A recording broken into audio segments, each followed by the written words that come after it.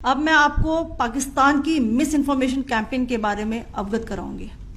पहला, पाकिस्तान ने यह क्लेम किया कि उसने अपने JF-17 से हमारे S-400 व ब्रह्मोस मिसाइल बेस को नुकसान पहुंचाया, जो कि बिल्कुल गलत है। दूसरा, उसका यह भी मिस इन्फॉर्मेशन कैंपेन था कि हमारी एयरफील्ड्स जो कि सिरसा, जम्मू, पठानकोट, बठिंडा, नलिया और भुज में है, ये उसका मिस इन्फॉर्मेशन भी बहुत गलत है।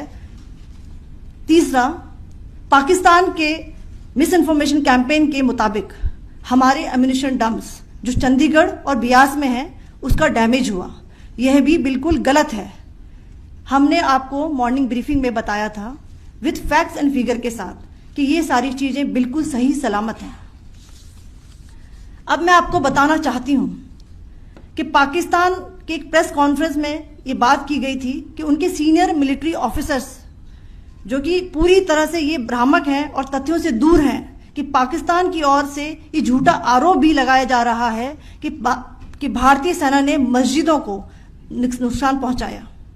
मैं इससे बिल्कुल स्पष्ट करना चाहती हूं कि India is a secular nation और हमारी सेना भारत के कॉन्स्टिट्यूशनल वैल्यूज की एक बहुत प्यारी झलक है।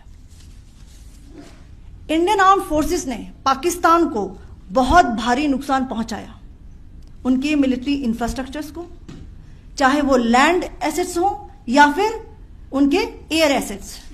यही नहीं, इंडियन आर्म फोर्सेस ने पाकिस्तान की एयरफील्ड्स स्कर्दू, जकोबाबाद, सरगोदा और बुलारी को बहुत नुकसान पहुंचाया। इसके अलावा पाकिस्तान के air defence system, radar system, उनको भी एयर स्पेस में अनटेनेबल किया।